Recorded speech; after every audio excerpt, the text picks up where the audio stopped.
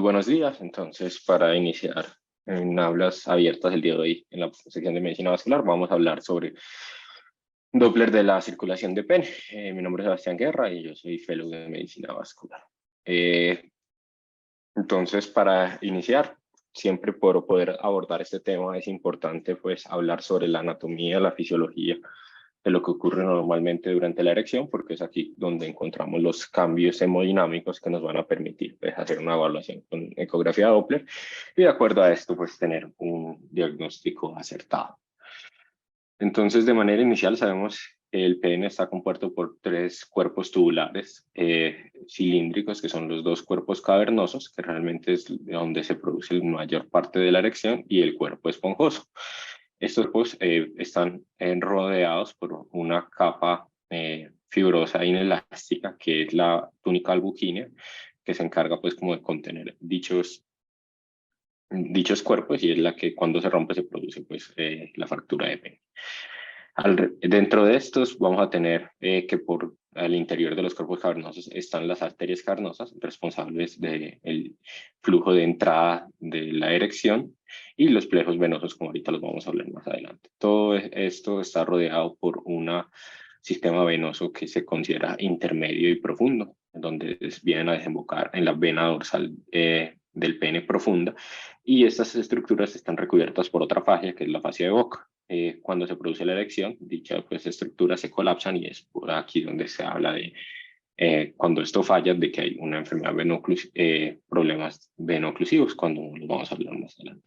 Y finalmente, la última fase que nos recubre todo el pene es la fascia de Dartos, que se encarga pues, de recubrir la fase, las estructuras superficiales venosas, y dependiendo pues, de lo que vayamos a evaluar, vamos a poder identificar dichas estructuras. Por ecografía somos capaces de ver los vasos, los cuerpos cavernosos, el cuerpo esponjoso y la túnica albuquínea. En algunas ocasiones, si la fascia de Bock está engrosada o el plexo venoso no está muy hipertrófico, se la podría evidenciar, si no, no es algo posible de evaluar.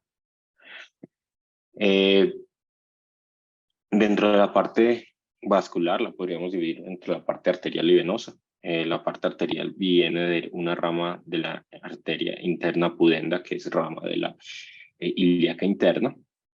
Esta nos va a dar tres troncos principales, una que es la arteria dorsal, otra que es la arteria cavernosa y otras que vienen a ser la arteria bulbouretral o la arteria uretral. Sin embargo, esta tercera, que es la uretral, no siempre está presente, es la que más variantes anatómicas presenta y muchas veces simplemente es a través de un plejo subdérmico que se produce la irrigación de la uretra a este nivel.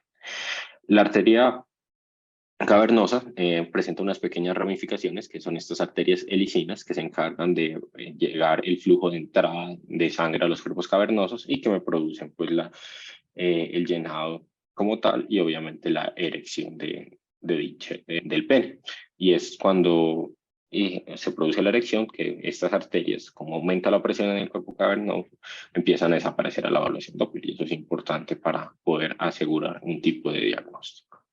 La parte venosa uno lo puede dividir en un sistema superficial, un sistema intermedio y un sistema profundo. El sistema superficial, como el nombre lo dice, es el más superficial y está basado pues en la vena superficial dorsal del pene, que realmente pues lo que recolectan es todo lo que es la piel como tal y algo del glande. El sistema intermedio está basado en una parte de la vena dorsal profunda del pene y las venas circunflejas del pene que se encargan pues de ese drenaje de las arterias helicinas. Y ya el sistema profundo es la otra parte de la vena dorsal del pene, la vena bulbouretral y las venas del cuerpo cavernoso. Y de todas formas, tanto el sistema intermedio como el sistema profundo terminan drenando en el plejo venoso prostático y en la vena interna pudenda, que es donde finalmente pues, se logra el flujo de salida del pene.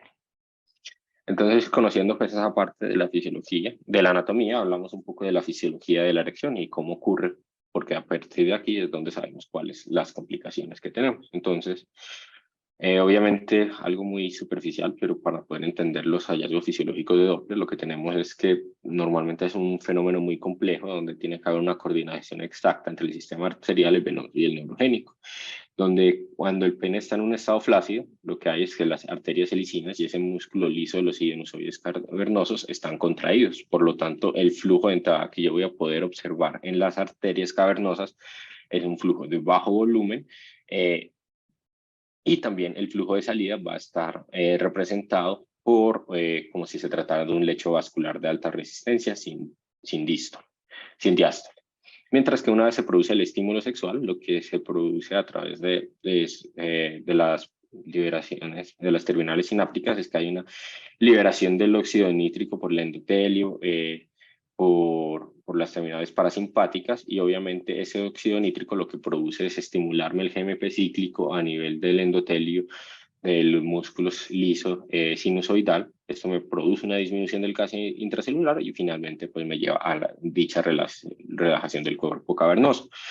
Al estar relajado, se me dilatan las arterias helicinas, me permite un aumento del flujo sanguíneo que me va a expandir poco a poco los sinusoides, y obviamente con la medida que va pasando el tiempo aumenta el volumen del cuerpo cavernoso, ese volumen y aumento de la presión al interior del cuerpo cavernoso finalmente me comprime el plexo venoso de drenaje contra la túnica albungínea, y me empieza a limitar el flujo de salida, y es aquí donde se produce la erección, que vamos a hablar un poco más adelante de las fases de la erección en ecografía.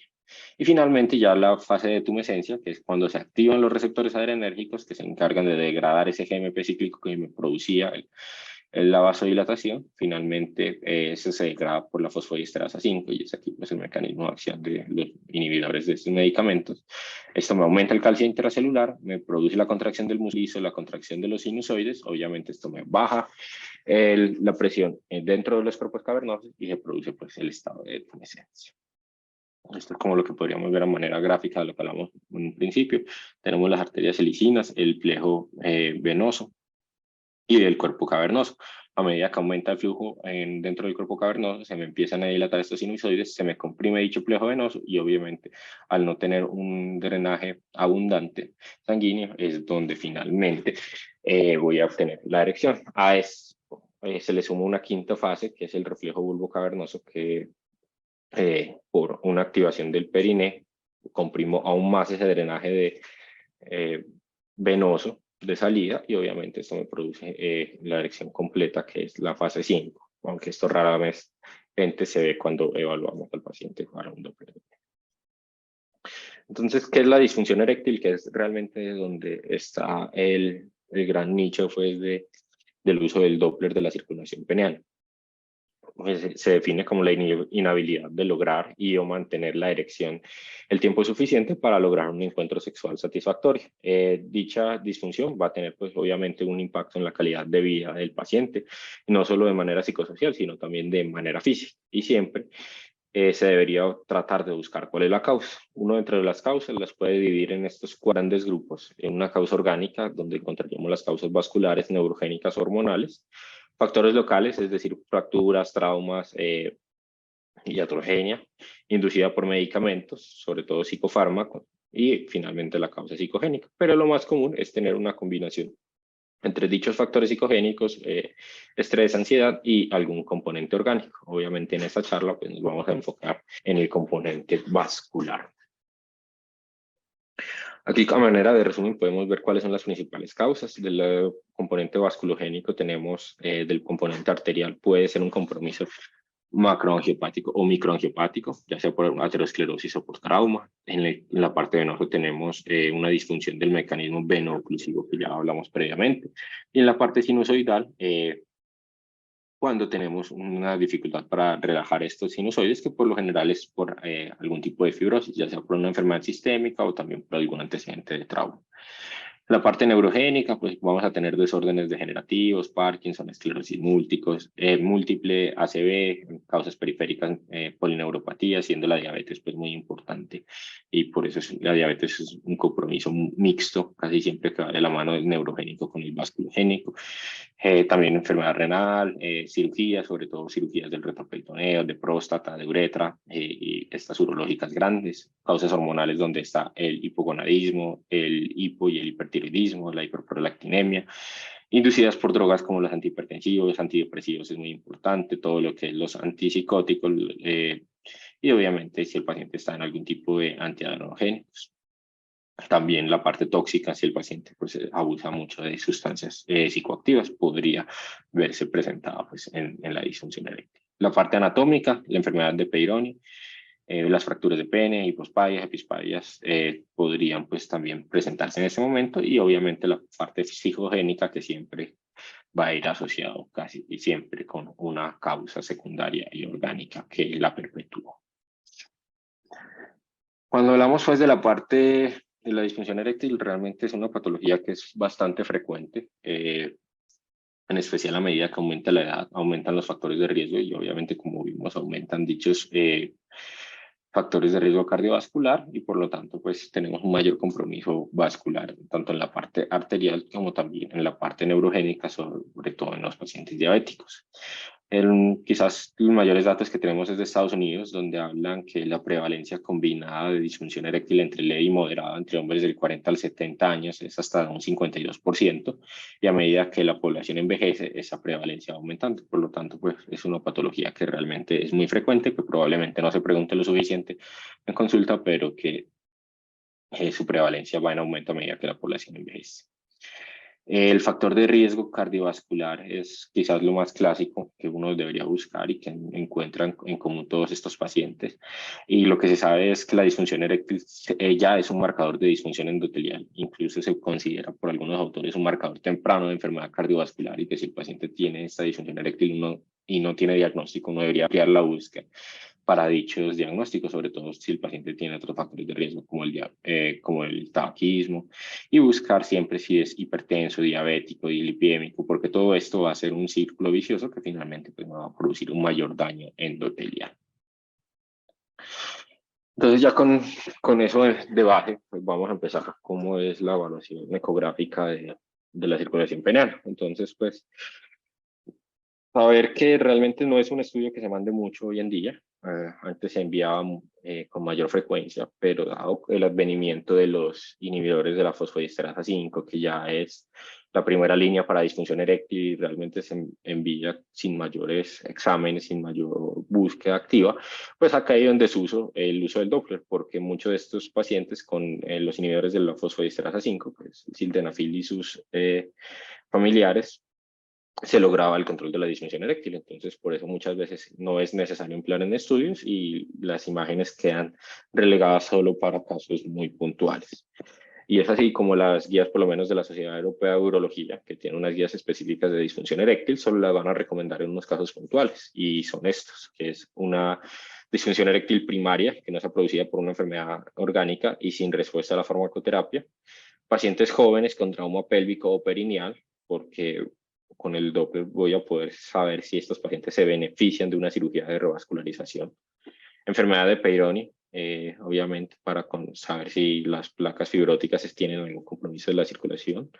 Y obviamente también hablan de unas razones médico-legales antes de llevar al paciente a una prótesis para protegerse pues como tal, y decir que si se le hizo una búsqueda exhaustiva al paciente de su causa de la disfunción eréctil. La técnica realmente no es fácil, se debe hacer en instituciones de alto nivel idealmente y bajo ciertas condiciones muy específicas, dado que tiene que estar en un ambiente muy apropiado donde se debe asegurar la privacidad y la tranquilidad del paciente. Se tiene que explicarle muy bien el procedimiento, dado que de por sí es un procedimiento que genera gran cantidad de ansiedad en el paciente, y de por sí ya viene ansioso por el diagnóstico de base, que muchas veces es una disfunción eréctil. Obviamente, si el nivel de ansiedad está muy alto, esto puede alterar los resultados, dado que puede que no se logre una erección completa con la farmacoterapia, y por lo tanto no poder dar un diagnóstico acertado. Lo ideal es que el paciente debe estar en supino y realizar la evaluación por la cara ventral del pene, utilizando tanto planos transversos como longitudinales. Se prefiere pues la cara ventral, dado que tiene menos alteraciones con los ángulos para la evaluación del Doppler, y también en caso de que el paciente tenga una enfermedad del Peyronie, permite menos cambios con las angulaciones. Casi siempre se debe realizar posterior a la inyección de un vasoactivo, Solo hay algunas ocasiones donde no se debe inyectar vasoactivo, que es en trauma, el paciente con priapismo, sobre todo de alto flujo, y sí voy a evaluar una prótesis del paciente, porque obviamente el tener una prótesis es una contraindicación para inyectarlas. Se realiza con un transductor lineal de alta frecuencia, se debe usar bastante gel y no realizar mucha compresión para evitar pues, comprimir los flejos venosos o la parte arterial en caso de que el paciente ya tenga alguna disfunción a este nivel. La evaluación en el estado flácido se puede hacer, sin embargo, en pacientes con enfermedad de Peyronie realmente es algo netamente opcional. Se pasa directamente a la inyección del vasoactivo. ¿Y qué por qué es importante lo del vasoactivo? Porque como también es otro procedimiento, de por sí el paciente ya está ansioso y tengo que decirle que le voy a producir una inyección en el pene, entonces esto produce aún más niveles de ansiedad, lo vuelven al paciente mucho más renuente y obviamente no es un procedimiento exento de riesgo, entonces siempre es de vital importancia firmar un consentimiento informado antes de dicha inyección y explicarle muy bien el procedimiento al paciente, tratar de disminuir la ansiedad, explicarle que es un procedimiento con una aguja muy pequeña, preferiblemente de 25 o idealmente menos, es posible, que bueno, por lo general no es un procedimiento doloroso, pero obviamente de todas formas esto genera un grado de ansiedad. Dentro de las complicaciones, pues lo más importante es que se puede producir, aparte de infecciones, una erección prolongada y un priapismo, por lo cual siempre se le debe explicar que si dicha erección se prolonga por más de 2 horas, algunos dicen hasta 4 horas, debe retornar al hospital para el manejo de dicho priapismo antes de que complique en una fibrosis de los cuerpos cavernosos. Siempre se debe realizar en condiciones estériles y la idea es realizar la punción cerca de la mitad del cuerpo cavernoso del pene en una dirección ya sea ventral o horizontal y puede o no utilizarse una guía ecográfica. Si se la tiene y si alguien se siente cómodo con la guía ecográfica puede hacerlo, pero si lo hace sin esta no está mal. ¿Y qué vasoactivo se utiliza? Pues realmente se puede utilizar un análogo de la prostaglandina E1 o la papaverina. Realmente el que los autores con mayor frecuencia reportan hoy en día es el uso de la prostaglandina, dado que presenta un mejor perfil de seguridad y efectos adversos son mínimos a diferencia de la papaverina. Y se sugieren diferentes dosis, cada autor maneja distintas dosis, pero las dosis que uno encuentra que por lo general están más parecidas en los distintos artículos son las siguientes, y es iniciar con una dosis de 10 microgramos en la mayoría de pacientes. Y si no hay respuesta, algunos dicen que a los 20 minutos al aplicar otros 10 microgramos en caso de no lograr una erección, por lo menos similar a las que se producen en el hogar. En caso de que el paciente ya tenga una enfermedad multifactorial como diabetes, que yo ya sé que tiene un compromiso arterial como neurogénico, sí podría iniciar con dosis más altas como 20 microgramos. Pero si el paciente es joven o simplemente la disfunción secundaria de un traumatismo de lesión medular, pues puede iniciar con dosis más bajas de 5 microgramos.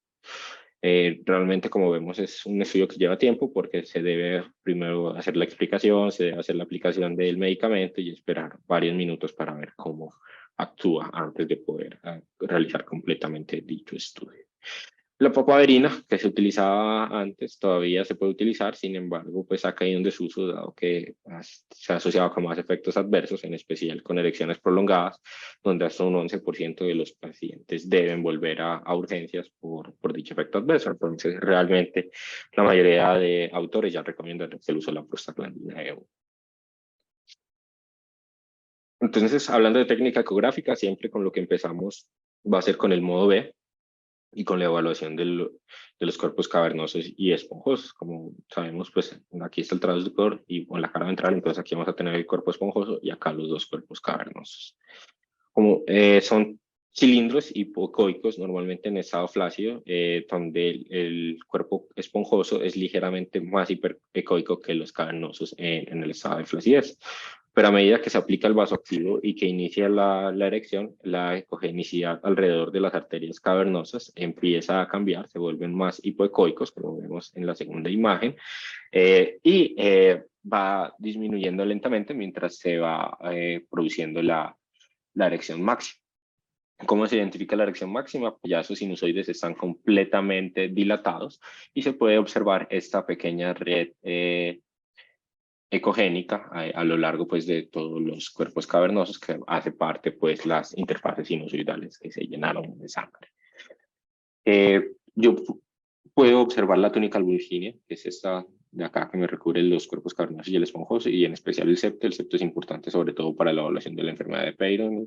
Y lo que les decía al principio, la fase de Vogt, que es la que me recubre estos tres cuerpos por encima de la albuginia, pues realmente puede que solo sea distinguible en caso de que el calibre de dichas venas circunflejas que estarían a este nivel sea muy grande, lo que me permita que me la separe de la túnica albuginia, pero realmente eso no es muy común.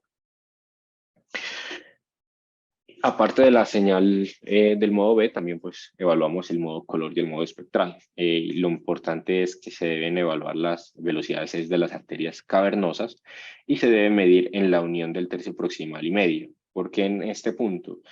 Porque es donde el ángulo es más favorable para las correcciones, siempre tiene que ser menor a 60 grados, donde las velocidades son mucho más reproducibles, es menos la probabilidad de tener efectos de variantes anatómicas, porque a medida que nos volvemos más distales hay más probabilidad de tener variantes anatómicas. Y aparte de medir las velocidades de las arterias cavernosas, también medimos la velocidad de la vena dorsal profunda, que con esto es con lo que realmente hacemos el diagnóstico. También es importante que no es solo un valor, sino que se debe registrar varios valores. Uno que es el promedio en la fase flácida y a partir de ahí cada 5 minutos, 5, 10, 15, 20, 25 y 30 minutos posteriores a la inyección. Obviamente al momento que hayamos llegado a la erección máxima, que por lo general ocurre a los 20 minutos. También se deben utilizar valores de PRF pues, entre 1000 y 1500 Hertz, dado que pues estamos evaluando vasos de pequeño calibre y queremos pues poder tener una adecuada visión. Esta es como la anatomía ecográfica que podríamos evaluar. Vemos cuerpo esponjoso, cuerpo cavernoso. Dentro, en la mitad de los cuerpos cavernosos vamos a tener las arterias cavernosas que tienen que ser idealmente lo más simétricas posibles, pero podrían tener algo de asimetría como variante anatómica. Y también pues vamos a tener las arterias dorsales, pero estas pues saber que existen, pero no va a ser en las que nos enfocamos.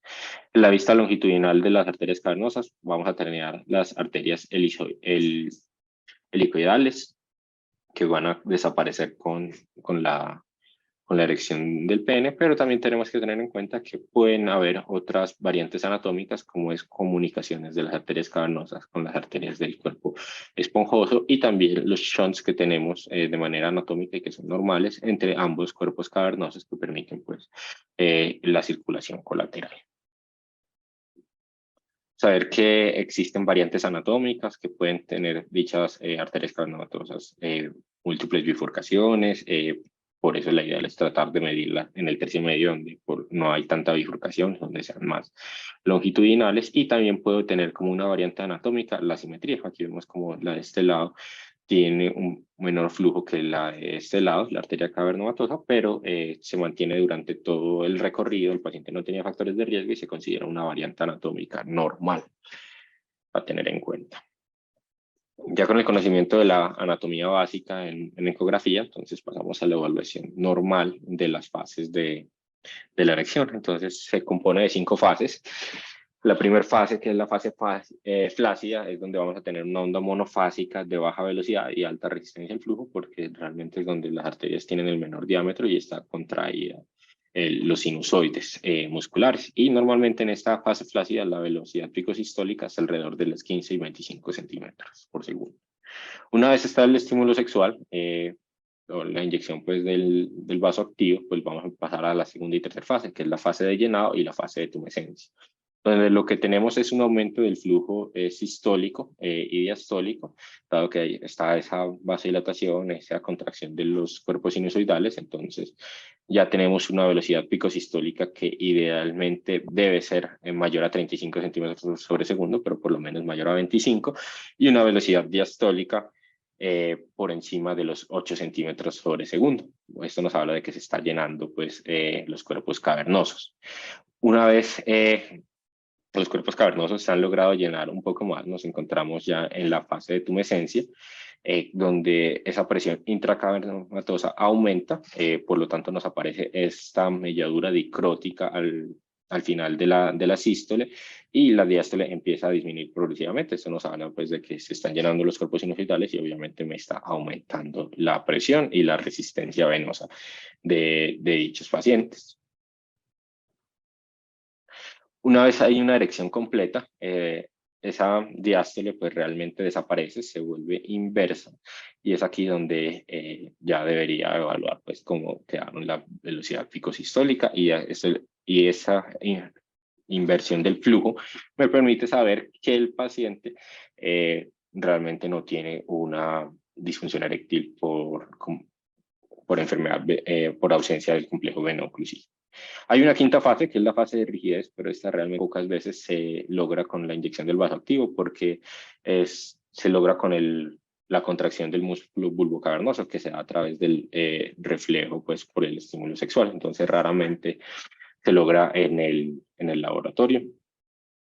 Lo que se produce es que al haber esa compresión de todo el sistema venoso, realmente desaparece completamente la diástole. Voy a tener un pico sistólico único, donde va a tener menos velocidad porque tiene menor entrada de sangre a los cuerpos sinusoidales, y obviamente pues nada de diástole. Y finalmente, una vez se pase el estímulo y entremos en la fase de tumescencia, ese flujo sistólico disminuye y empieza a aparecer el flujo diastólico hasta lograr llegar a la primera fase.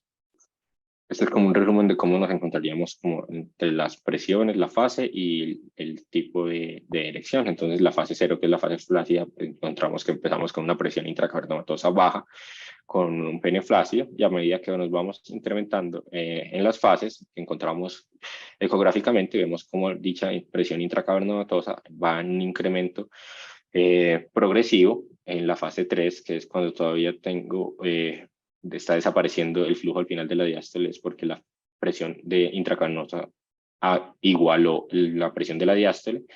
La fase 4, cuando la presión de la intracavernomatosa supera la diástole, y finalmente la fase 5, que es cuando dicha presión casi que empieza a exceder la presión sistólica, pero esta rara vez la encontramos, que es el estado de rigidez completa. Que es muy importante recordar que en caso de que se evalúe, pues lo estaríamos evaluando en las 4 primeras fases. Y el resumen de cómo vemos las ondas en las distintas fases. Fase flácida, un pequeño pico sistólico sin diástole. Aumenta la fase de llenado por el aumento de la diástole, aumento del pico sistólico. A medida que se va igualando esa presión intracavernomatosa, va cayendo la diástole como tal, sigue cayendo hasta lograr la erección completa, donde se invierte el flujo, y finalmente la fase de rigidez, donde realmente no tenemos flujo diastólico y tenemos solo picos sistólicos como tal. Entonces, ¿cómo dividimos la disfunción eréctil? Ya conociendo las bases y cómo es una ecografía Doppler normal, la podemos dividir en una disfunción eréctil arteriogénica, que es como la más común, y es cuando la causa primaria es la disminución del flujo arterial. Y esta insuficiencia arterial puede ser secundaria a un trauma, o la más común por factores de riesgo cardiovascular. El diagnóstico realmente se da por el parámetro que es mucho más sensible y específico, de una velocidad picosistólica menor a 25 centímetros sobre segundo en arterias cavernomatosas luego de la aplicación del vasoactivo. Otro parámetro que podría ayudar es la simetría entre las dos arterias cavernomatosas de una velocidad con una diferencia de más de 10 centímetros sobre segundo. Sin embargo, también tengo que tener en cuenta que se puede lograr una erección completa con velocidades menor a 25 si el sistema veno-oclusivo todavía está intacto y logra compensar. Y estos son realmente los pacientes que responden bien a los inhibidores de la fosfodiesterasa 5. Por eso, si el paciente pues, responde bien a este medicamento, rara vez se les envía el Doppler, porque puede que sí tenga la disfunción arterial, pero como el sistema veno-oclusivo está intacto, se logra compensar y el paciente pues, logra tener una erección completa. También podríamos evaluar, como en otros lechos vasculares, sobre todo en pacientes con más factores de riesgo como diabetes, enfermedad renal crónica, podemos, a pesar de que son vasos muy chiquitos, encontrar calcificaciones dentro de los vasos, y también obviamente podemos encontrar áreas de estenosis, obstrucciones, ausencia de flujo o incluso un flujo retrogrado por todas las colaterales que tenemos a este nivel. Se ha tratado de evaluar si el Doppler en estado flácido es confiable, sobre todo para disminuir un poco pues, la molestia del paciente, pero realmente esto no es posible, dado que Hay una amplia variedad, hay una ausencia de valores normales establecidos y cuando se manipula el pene en el estado flácido, pues este mismo movimiento me puede alterar significativamente la señal Doppler y obviamente no voy a poder tener un diagnóstico fidedigno. Por lo tanto, pues se debe utilizar el vasoactivo. Estos son algunos ejemplos de pacientes con disfunción aterogénica que después de la inyección del vasoactivo y 20 minutos esperando, pues nos encontramos que quedan con velocidades picosistólicas bajas de 12, de 17, de 14 y de 18, lo cual pues hace el diagnóstico de una disfunción eréctil de causa arteriogénica. En estos casos, algunos autores recomiendan que si se encuentra a este nivel y si es posible empezar a buscar a nivel de la aorta y las arterias ilíacas internas si hay mayor compromiso para ver qué tan grave es el compromiso aterosclerótico de los pacientes, que por lo general va a ser alto. Claro, esto pues, se considera también un factor cardiovascular de alto riesgo. Este es un ejemplo de un flujo retrógrado. Vemos pues en este corte transversal como la arteria cavernomatosa está llenando, pero la del lado izquierdo llena a través de colaterales y vemos pues un flujo retrógrado. También lo podemos ver pues en los cortes longitudinales donde empieza anterógrado, pero la parte distal ya secundario a la oclusión pues está llenando por colaterales, por lo cual pues vemos el flujo retrógrado. ¿Y cómo lo veríamos en la evaluación espectral? Que en un principio tenemos un pequeño flujo sistólico muy bajito y finalmente posterior a la inyección del vasoactivo y a medida que pasa el tiempo ese flujo se vuelve retrógrado, dado que me está llenando es por colaterales. Eso con la parte del compromiso arteriogénico. El compromiso veno-oclusivo, realmente primero tener en cuenta que para poder hacer un diagnóstico de una disfunción eréctil por disfunción del sistema veno-oclusivo, el paciente debe tener un adecuado flujo arterial, dado que si no hay un adecuado flujo arterial, no es posible establecer dicho diagnóstico solo por Doppler. Se va a caracterizar pues porque el paciente no logra tener la capacidad para mantener las erecciones adecuadas y realmente es porque no hay un adecuado atrapamiento sanguíneo, dado que de cierta forma hay una fuga de la sangre por un complejo venoso que no se logró contraer. Lo más común es que sea por fugas, pero también puede haber algún shunt quirúrgico, ya sea por un antecedente quirúrgico previo, iatrogénico o traumático. Pero en la mayoría de ocasiones, pues la causa de la patología es un tejido cavernoso que no es suficientemente contráctil a la hora de la erección. También se habla que en pacientes jóvenes pueden tener desbalances congénitos de las fibras elásticas y fibrosas de los cuerpos cavernosos, y esto pues finalmente me lleva a la disfunción veno-oclusiva. Y en hombres muy ansiosos, también dado que esa carga adrenérgica tan alta, se va a alterar pues la relajación del músculo y realmente nunca se logra una contracción adecuada de los sinusoides cavernosos y obviamente por lo tanto hay una disfunción veno-oclusiva. A medida que el paciente envejece también se ha considerado que es un factor de riesgo para alterar el tejido muscular, dado que pierde fibras musculares, aumenta el reemplazo por tejido fibrótico y lo único importante es que independiente del cual de todas estas haya sido la causa de la disfunción eréctil venogénica, realmente todas van a tener hallazgos típicos en el Doppler, que es una velocidad al final de la diástole en la arteria cavernomatosa de más de 5. Recordemos que al final de la erección no debo tener diástole en la arteria cavernomatosa. Pero esto debe ir acompañado de una velocidad picosistólica por encima de 35 y una buena visualización de arterias helicinas. ¿Por qué me debe acompañar de esto? Porque esto me asegura de que no hay una disfunción arterial, dado que si no tengo un buen llenado arterial, pues obviamente no voy a lograr ese aumento de la presión intracavernomatosa y puedo tener falsamente fugas, pero realmente el problema es arterial. Hay varias vías de fugas, puede ser por cualquier plejo venoso, pero las principales son las pelas dorsales y comunicantes cavernosponjosas. Siempre son visibles durante todo el examen y con velocidades altas. Normalmente cuando se logra pues, la erección completa deberían desaparecer porque se están comprimiendo. Y hay otro parámetro que también nos ayuda y es que 20 minutos después de la inyección del vasoactivo, el índice de resistencia sea menor a 0.75. Esto también se asocia a fuga venosa, dado que más del 95% de los casos debe tener un índice de resistencia mayor a 0.9, porque recordemos pues la ausencia del flujo diastólico. Si no hay ausencia de Si no hay el adecuado flujo arterial, no podemos hacer el diagnóstico por Doppler. El paciente se le debe hacer una cavernografía y una cavernometría para poder hacer el diagnóstico de una deficiencia veno-oclusiva como tal. Este es un ejemplo pues, de lo que encontraríamos. Al paciente se le inyectan 20 microgramos de prostaglandina 1. Se evalúa la arteria cavernomatosa después de 20 minutos y lo que encontramos son altas velocidades picosistólicas, aquí estaban alrededor de 60, con un flujo diastólico alto. También vemos que las arterias selicinas no desaparecen y como el flujo venoso que debía de ser durante la fase de erección se mantiene permeable durante toda la erección e incluso vemos pues, los plejos subdérmicos permeables. Este es otro ejemplo también de un paciente pues, con un claro disfunción venogénica, velocidades por encima de 35, pero con diástole presente, un índice de resistencia de 0.74 y velocidades en la vena dorsal elevadas, incluso por encima de 14,9 centímetros sobre segundo. Esas son las principales causas pues, vasculares. Otros diagnósticos que encontramos en la circulación a través de la ecografía, pues está la enfermedad de Peyronie, que es un desorden fibrótico de la turbina albugínea y del septo del pene, que se da por un crecimiento de placas fibrosas inelásticas, circunscritas o difusas. Normalmente pues está asociado a disfunción eréctil, dado que produce curvaturas anormales, erecciones dolorosas y obviamente también su carga emocional como tal.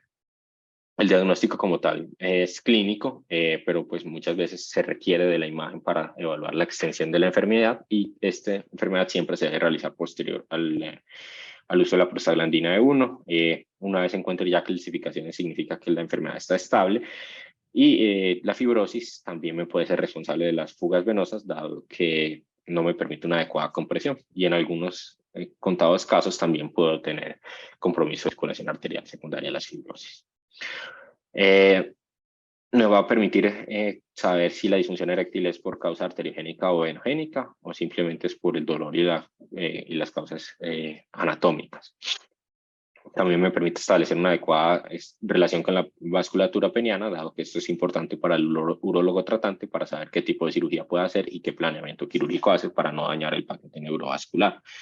Normalmente lo que se ven son estas placas hiperecoicas que producen sombra, pueden estar de manera difusa en múltiples cortes de la evaluación ecográfica. Y finalmente nos pueden producir una disfunción vascular, dado que, por ejemplo, en este caso me producía una deformidad en el reloj de arena y dicha deformidad no permitía una adecuada compresión a este nivel y por lo tanto aquí tengo una fuga venosa con altas velocidades que no permite una adecuada erección del pene. También nos podemos encontrar con priapismo, que lo podemos dividir entre bajo flujo y alto flujo. El de bajo flujo se da por una erección prolongada y dolorosa, con poco o ningún flujo arterial y se considera una urgencia, incluso una emergencia médica. El cuerpo es completamente rígido y doloroso, pero pues el glande no siempre acompaña dicha rigidez y casi siempre está asociado a patologías de base, en especial a anemia falciforme, pero también a tóxicos, a picaduras de arañas venenosas y no debe haber un historial de trauma. El diagnóstico casi siempre es clínico, la imagen poco va a aportar a no ser de que no sea muy claro el diagnóstico, pero en caso de que se decida hacer un Doppler al priapismo de bajo flujo, lo ideal es hacerlo antes de la aspiración sanguínea, que es el tratamiento, para no llegar a alterar los resultados. ¿Y qué es lo que voy a encontrar? Pues realmente voy a encontrar poco, ningún flujo en las arterias cavernomatosas. En caso de tenerlo va a ser de baja velocidad y alta resistencia. Y los cuerpos cavernomatosos, si bien en un principio pueden ser de la misma congenialidad de una erección normal, a medida que pasa el tiempo se vuelven más hiperecoicos. Y si el paciente se lo deja en supino, se pueden presentar niveles líquido-líquido porque hay sedimento. Realmente van a haber pocos cambios al inyectar la prostaglandina 1, entonces realmente es un diagnóstico mucho más clínico. Y el priapismo de alto flujo también se llama no isquémico o arterial, es en pacientes que tienen un flujo no regulado arterial de los cuerpos cavernosos. Casi siempre es traumático por traumas cerrados a nivel del periné, pero también puede ser secundario a inyecciones o procedimientos para crear shunts en el paciente.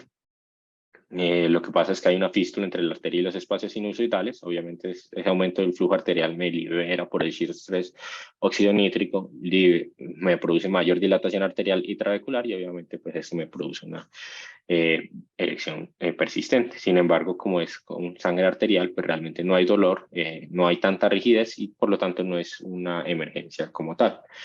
Y casi siempre el manejo va a ser conservador con hielo y presión en el periné, pero también se puede realizar una embolización arterial que va a ser efectiva hasta el 89% de los casos.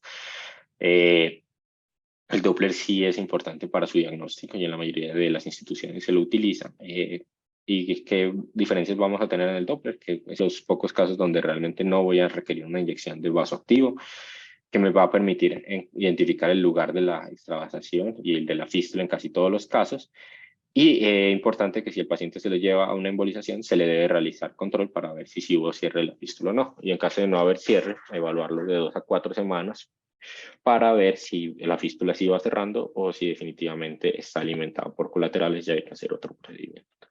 Lo que se observaría sería esto, áreas hipocoicas donde se produce la fístula, el sangrado, el llenado pues, arterial, al color esta área del Iliacin, que es donde tenemos la fístula, y obviamente altas velocidades de baja resistencia compatibles pues, con una fístula arteriovenosa.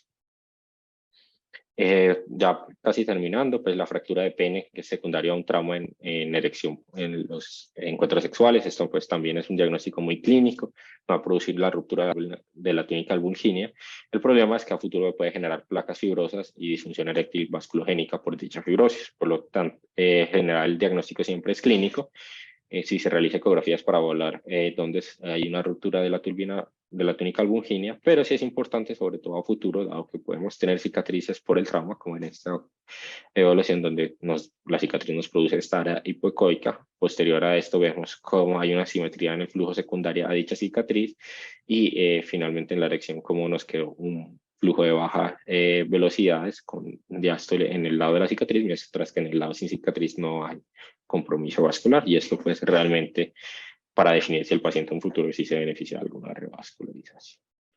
Entonces, a manera de resumen de los parámetros que tenemos en la evaluación de la circulación peneana, tenemos pues la velocidad picosistólica de la arteria cavernomatosa, normalmente mayor a 35, anormal menor a 25, y esta zona gris de 25 a 35, que uno podría considerarla normal, casi siempre son los pacientes de mayor edad y con algún riesgo cardiovascular, pero que logran tener una erección completa.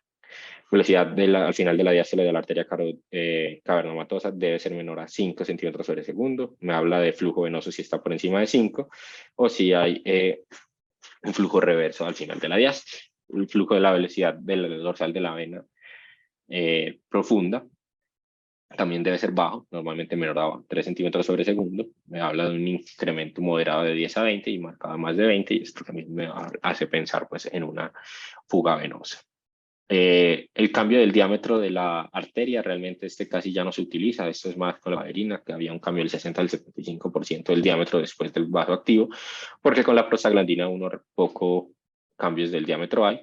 Y también está el índice de resistencia de la arteria cavernomatosa, que va a ser normal por encima de 0.9, y me habla de fuga venosa por debajo de 0.75.